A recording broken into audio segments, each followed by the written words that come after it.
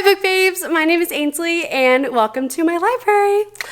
In the editing of this video, I realized I never filmed a proper intro, so I apologize for being dark right now, not having the best lighting, but welcome to today's video. Today we are going to be vlogging me reading the Natural series. So this is Ainsley from 3 months in the future filming this intro, so let's take it back to January, February.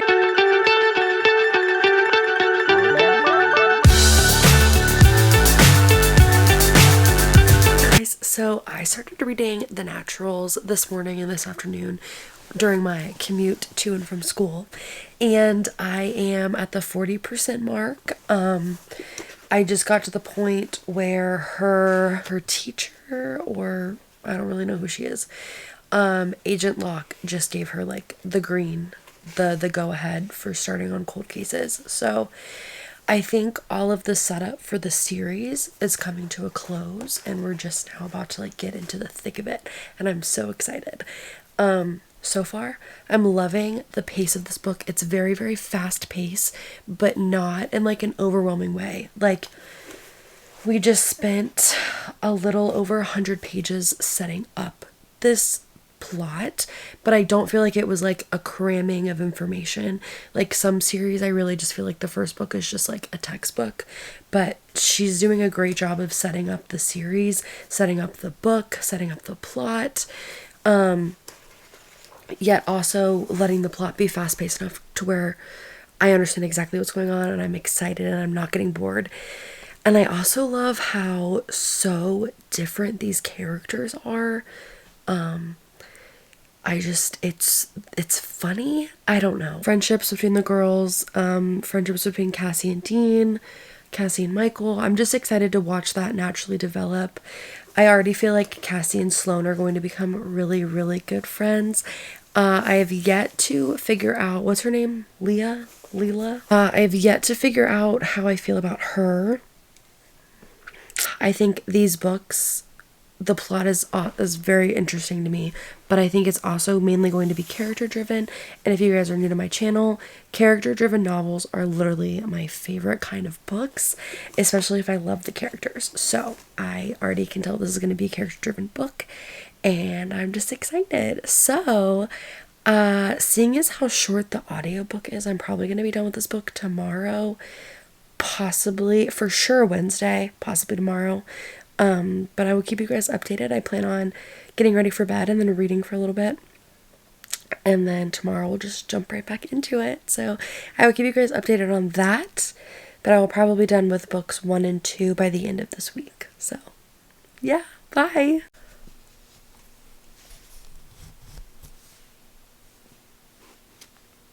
So I accidentally started reading and finished it. No regrets. This book was so good. Literally, I was captivated for like an hour and a half finishing this book. 5 stars. Oh my gosh. I'm so excited to start Killer Instinct tomorrow. Oh my gosh. Also, sorry for not vlogging any of me reading this book.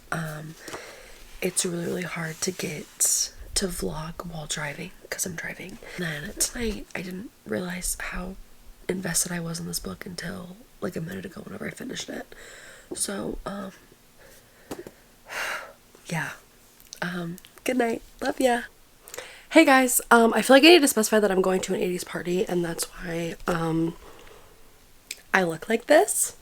I just wanted to touch base with you guys. I listened to the Killer Instinct audiobook. I listened to it in like 3 days. I started it Tuesday, Wednesday, Thursday. Yeah, so I finished this bad boy on Thursday. It was literally so good. 4.5 stars. Sorry that I didn't vlog any of it. I don't know how to vlog listening to an audiobook because it's just me driving. So I don't know. If you guys have any like props, tips, suggestions on how I can vlog better whenever it comes to audiobooks, please comment down below because I do want to get better at that. But after I get back from this 80s party, I'm going to be starting All In, which is the 3rd book in the Natural series. So we're 50% of the way done with the series. It's looking like it's going to be a 5-star series. I gave the first book 5. I gave the second book 4.5. we're gonna see what this one brings us. I'm so excited. It's going to be so good. They just made in the last book, at the very, very end, they made a switch in the program. I'm not gonna tell you what that switch looks like, but I'm excited to see how that switch in what the program entails looks like in this book. It's going to be so good. And I'm going to my party, and then I will see you guys tonight whenever I read All In. Bye! Hey guys, sorry that it is so dark, but having the overhead full light on is just not the vibe right now, because I am 253 pages into All In. This is one of the books that I always say, like, I'm not going to finish it today. I can't finish it today. I have too much to do to finish a book today. I'm finishing this book tonight because it's so good. Y'all, the plot twists, literally everything. Like, that's, it's so good. The family aspect in this book, I mean, obviously, like, they all of them come from extremely heartbreaking home environments. And so I just really feel like the found family trope is so strong in this book specifically. In book 1, Cassie was just trying to get to know everybody, and in book 2, she was trying to find her place in the group. And now that she understands everybody else's roles and she knows her role, we're just really seeing these natural friendships develop, and it has just been beautiful to read and watch happen, while also these like amazing plot twists.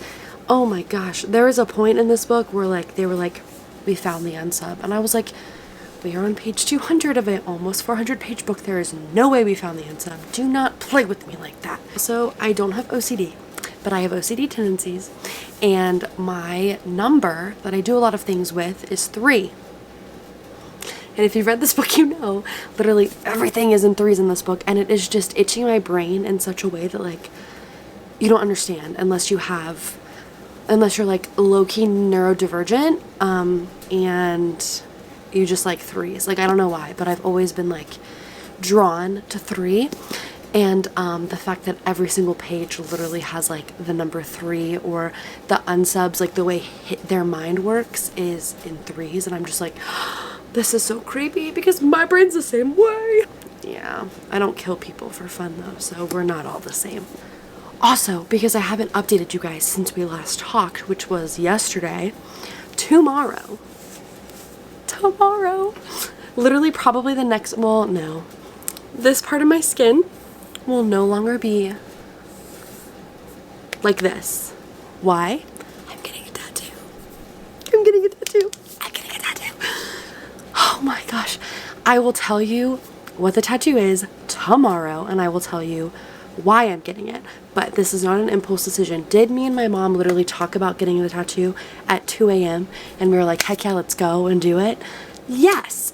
But so the fact of we're getting a tattoo right now, that's a little impulsive. But what we're getting, this has been something that I've wanted since July of 2021. So it has literally been 2.5 years since I wanted to get this tattoo, and there's just been so many blocks in the way. Primarily summer, because you can't go swimming for 2 weeks after you get a tattoo. And you guys haven't really been with me during a summer yet on YouTube, but just get excited for all the beach and the pool visits that we're going to take, because I am a summer girly. I am a mermaid girly. I am a water every single day girly. Like, my hair is so damaged because of all the chlorine, but I'm having fun. That's all that matters. But anyways, tattoo here tomorrow, and I'm so excited.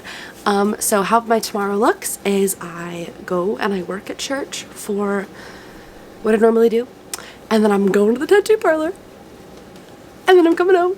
So I am going to go and finish All In. And maybe I'll make mac and cheese. That's like my craving right now is mac and cheese. So maybe we'll make it. Also, I really want a water slide for my graduation party, but that's like so far in the future I don't really have to think about it. But I think I want a water slide. So anyways, I'll talk to you guys later. Bye! Super quick sidebar. If I didn't take statistics a couple semesters ago, I don't think I would understand Sloan at all.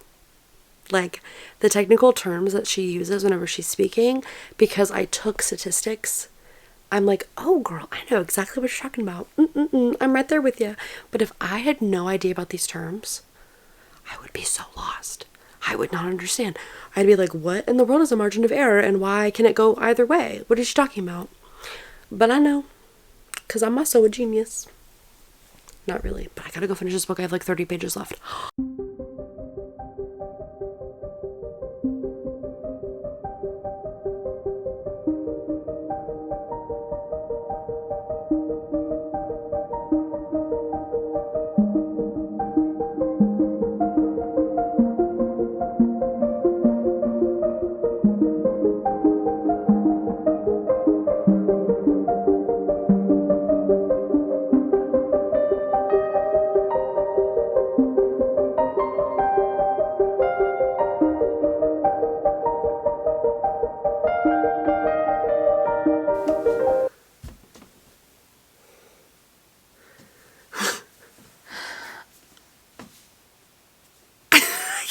Form the words. First of all, 5 stars. Second of all, I have no words. I'm debating if I want to go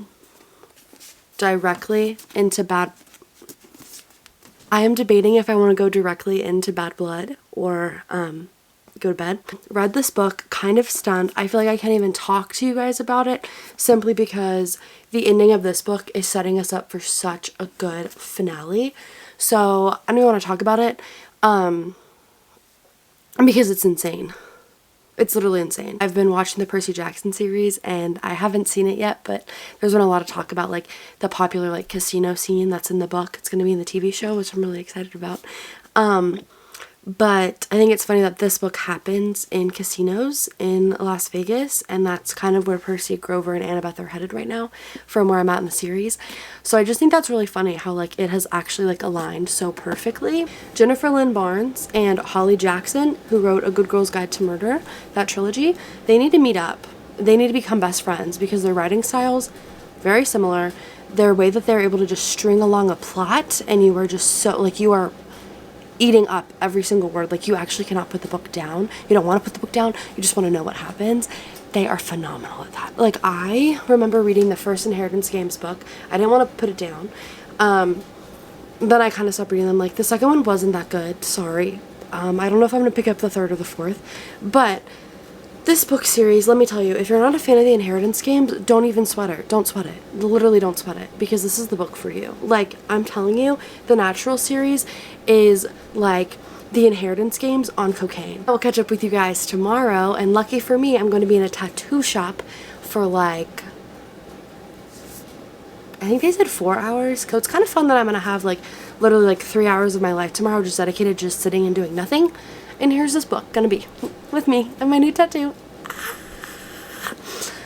Okay, well, Ainsley out, Ainsley going to bed. See you tomorrow.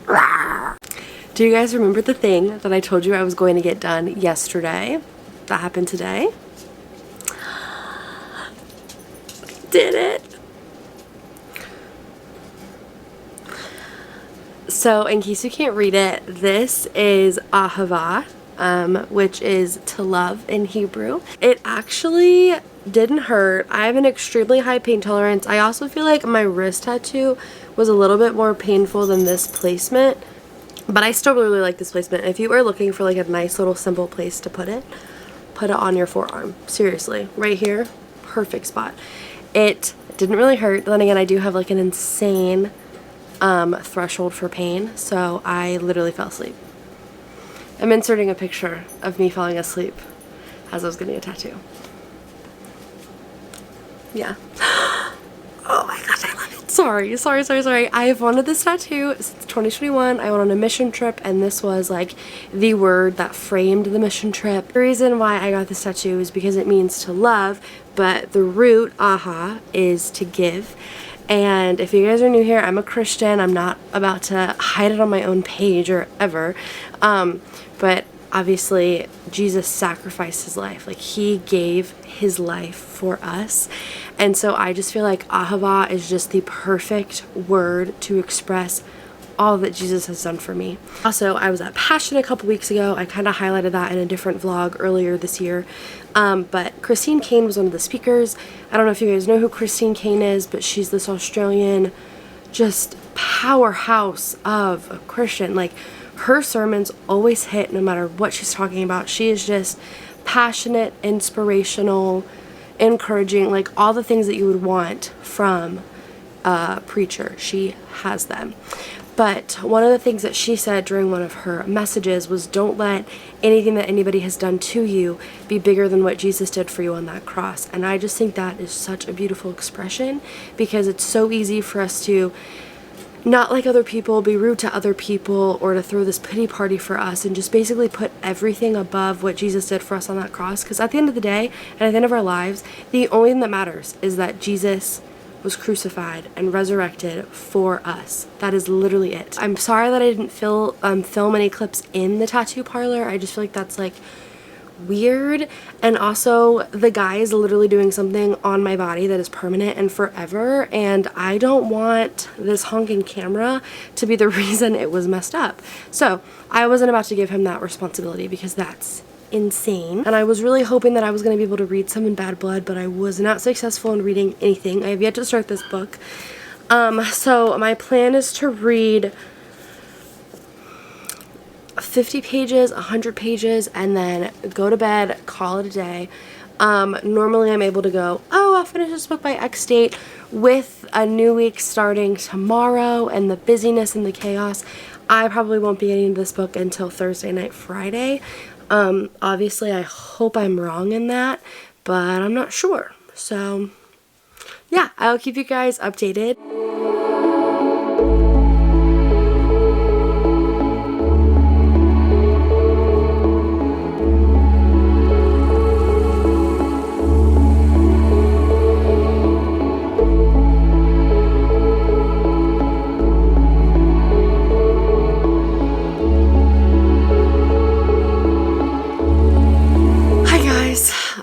So we have reached the end of the vlog a little bit sooner than I had been anticipating.